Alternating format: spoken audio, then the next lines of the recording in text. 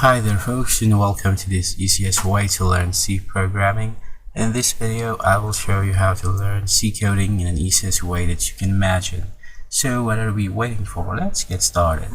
Let me go ahead and maximize this editor, and as you may have noticed, I have this file created, ex78 memory management function.c, and also I have these statements created a while ago. So we're going to practice making codes, and this is the best way to learn coding. More hands-on exercises, and at the end of this video I highly encourage you to answer the question because it's the best way for you to teach yourself in programming. So today we're going to learn the Malloc function. So the Malloc function allocates a specified number of contiguous bytes in memory. So to better understand this, let me go ahead and provide you an example.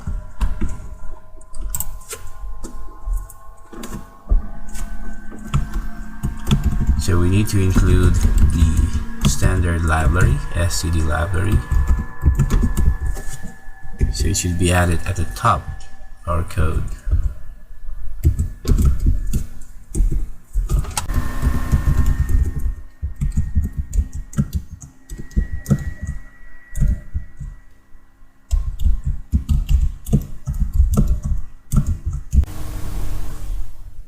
So here is the example of the Malloc function that we have applied in this code. So again, the Malloc function allocates a specified number of contiguous bytes in memory. So let's go ahead and compile and run this. Make sure to select it in here and then compile and run, and we should be getting third element equals to 50, which is correct. So Malloc function returns a pointer to the allocated memory.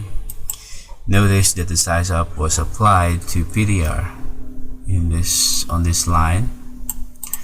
So if you notice in this line, the size up was applied to the pointer PTR instead of the int, making the code more robust should the pointer PTR declaration be changed to a different data type later.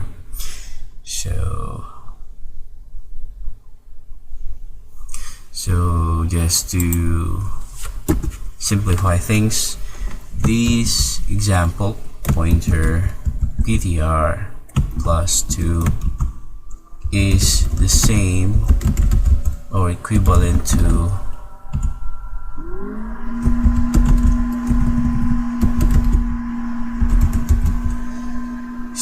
it's the same equivalent to PTR2. And also the library function malloc is used to allocate a block of memory on the heap. The program accesses this block of memory by a pointer that malloc returns. When the memory is no longer needed, the pointer is passed to free, which deallocates the memory so that it can be used for other purposes. So that's it for this video, and before we wrap up, let's go ahead and test your knowledge. I have here a little exercise for you on this tab. So I want you to fill in the blanks to allocate 10 bytes of memory. So there's a missing piece in here. There's an information that needs to be filled in, and if you already know the answer, please put it in the comment section below. Thank you.